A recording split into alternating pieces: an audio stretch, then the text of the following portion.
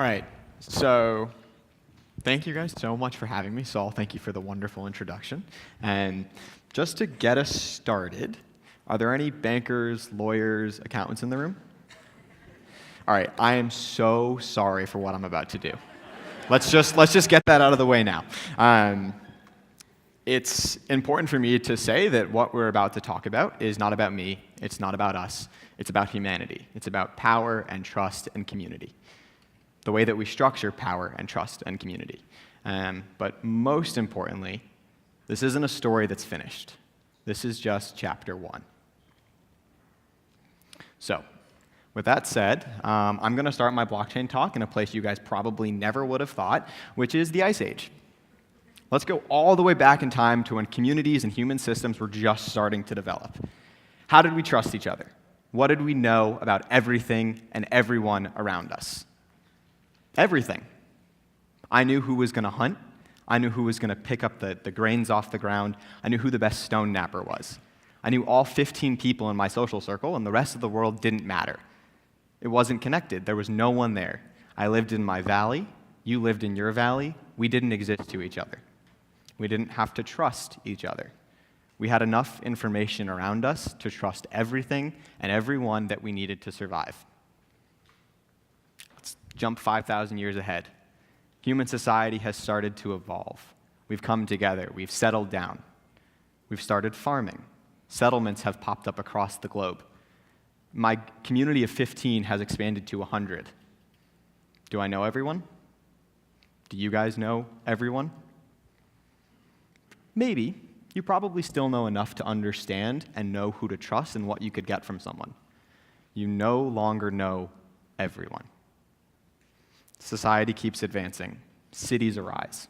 There are thousands of people living in one social place. Uh-oh. I don't know anyone. How do I know who has what? How do I know who does what? How do I know how I'm going to survive? Who's got the skills and the items necessary for me to farm? Who knows how they're going to help me survive my cold? Microsoft spreadsheets. Who saw that coming? So, have you guys ever thought about ledgers? Like how wildly important ledgers are?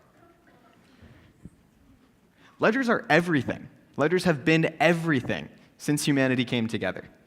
The first recorded piece of human writing is an ancient cuneiform tablet that says, all right, this is a transliteration. It's not direct, but it says something along the lines of Joe has 150 bushels of wheat. 5,000 years ago, ancient Sumeria. That's a ledger. Ledgers are how, as humanity and as society, as we came together, we shared pieces of information, we trusted in pieces of information, and ways that things could move through the economy. More importantly than that, every single one of us is a data point on thousands of ledgers. Do you guys all have licenses? Passports? Bank accounts? Credit cards, social media accounts, Twitter, whatever. You guys are all data points on ledgers across the globe. More importantly than that, you guys are controlled by these ledgers. If you're a data point on a government ledger, and that government ledger says you have the ability to drive, you have an attestation that allows you to drive a car from point A to point B, that ledger restricts or controls your ability to move. It controls your ability to freely cross borders, to go to the store, to have a job. Your bank account, you are a data point in a ledger that allows you to interact with the global economy in ways that we have never been able to before.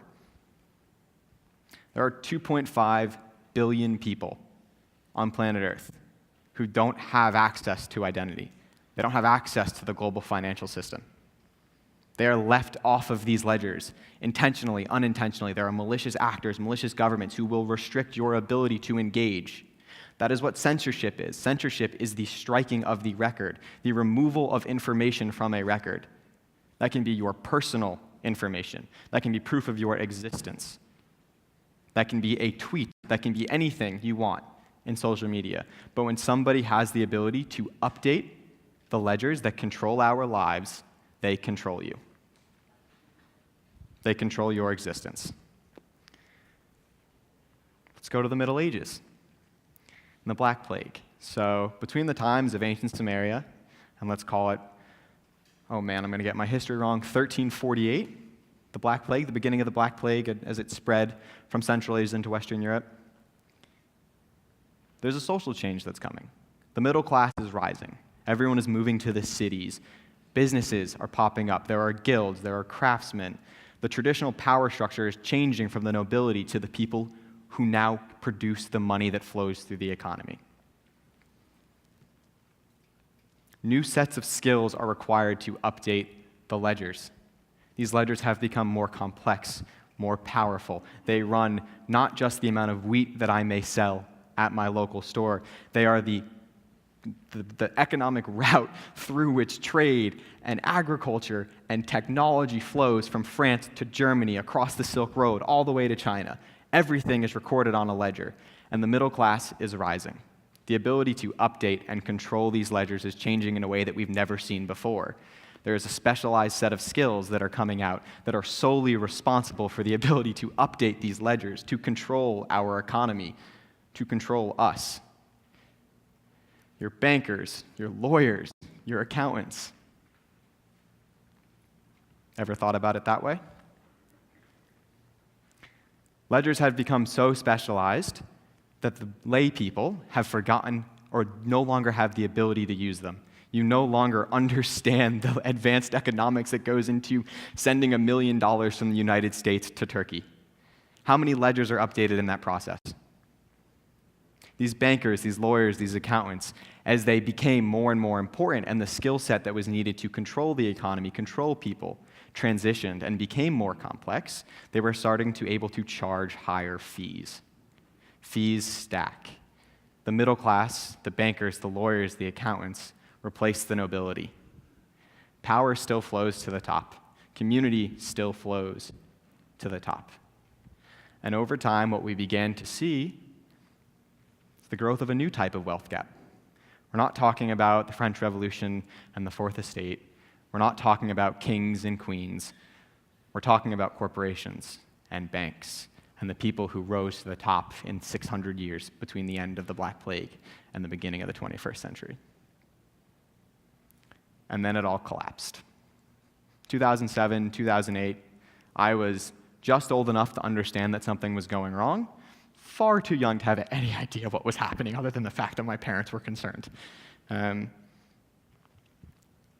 What does that mean for all of us? What happens when the ledgers are controlled by people who don't have our best interest, don't have the people's best interest? If you control the ledgers, you control the money. If you control the money, you control the world. And those people only cared about making themselves rich. But something happened in that collapse, in that movement. And this is where the tech comes in. A mysterious piece of information, a mysterious paper showed up on the internet. A man, a woman, a child, a group of men, women, children, an alien, someone by the name of Satoshi Nakamoto released an informational document that outlined the way in which we as people could use pre-existing infrastructure, we could use the internet to build a shared network of ledgers. We could control our own fate. We could control our own identities. Bitcoin was a thing, is a thing. First used for some pretty nebulous acts. No one really knew what was going on with it. What is this weird internet money that everyone's talking about? Why is it important? Who's using it? Can I buy drugs with it? Don't buy drugs with Bitcoin, you'll get caught. But you know what happens next? People start to understand that now we are transitioning, we are moving to a place in which we can trade value from point A to point B without a banker, a lawyer, or an accountant saying it's okay. The use case for blockchain and Bitcoin is not the Silk Road. It's not buying drugs on the internet. The use case for blockchain is Venezuela. It's using technology and value that we can share between each other and trust without needing a corrupt government to tell us, you know what, this is good. This is acceptable. I'm sure we've all heard a lot about the tech, the ICO bubble, the crazy price of crypto, the market, it's collapsing. None of that matters. Because we're not talking about money, we're not talking about value. We're talking about the ability to update ledgers. And if we go back to the license and the identity, You guys all exist. You have freedoms. You are in the United States of America, where despite a struggling, tumultuous, mind-bendingly insane time period we're in right now, you are all incredibly lucky to live in a world, in a country where the government uses its ledgers in a way that gives you freedom. You guys have the ability to cross borders, to talk to people, to interact with the rest of the world, to interact with the rest of the economy in a way that 95% of the world's population doesn't necessarily have. But there's something about identity and our identity on a ledger that we miss. Identity is not something that is given to you. Identity is not something that a powerful organization should leverage to control you. Identity is a human right. Every single one of us are born with an identity. Every single one of us engages with the world based off of our communal identity. We work with each other. We build reputations. Why isn't that reflected in the ledger? Why are the people using the ledger so malicious? Why do we have censorship? Why do we have governments that are out there doing everything they can to stop people from spreading the word, from spreading the wealth? Are any of you guys, or I'm sure some of you, have read The Mystery of Capital? You should all go read The Mystery of Capital.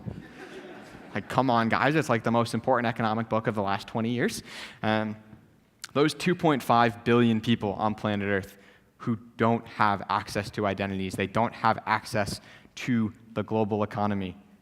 They are sitting on top of trillions and trillions and trillions of dollars of untapped capital. Capital that can be used to help them rise out of poverty. Capital that can be used to help alleviate human rights abuses. How do you unlock it? How do you give power back to the people? How do you engage people in the control and the transparency of these ledgers? When you hear people talk about blockchain, let them talk to you about the future. Let them talk to you about a world where we all are participating in the economy on our own free will, where a vendor in Pakistan can sell to someone in Chile without needing Amazon to rip half of their prices and decrease the amount of total revenue flowing to those vendors. Let's talk about a world where I can move from Syria to Germany for one reason or another, and my medical degree in Syria I'm able to practice medicine in Germany. Is a Syrian doctor worth anything less than a German doctor? If you're out here and you're hearing people talk about blockchain and you're hearing people talk about cryptocurrency, cryptography, whatever it is, they're not talking about money, they're not talking about value, they're talking about the way that we trust each other. Trust is what helps us build communities. When the world was small and we lived in our valleys, we trusted everyone around us. Well, maybe not everyone, there's always some bad eggs, but we trusted everyone that we knew. We knew that we could trust them because of their previous actions. Let's go back there. Let's find a way to use technology that enables us to build communities across the globe. Let's find ways to, as was said earlier, break down the silos that may or may not exist in one format. Let's find ways to share information, share control of the ledgers. Let's find a way to share wealth. It's just chapter 1. Who wants to write chapter 2?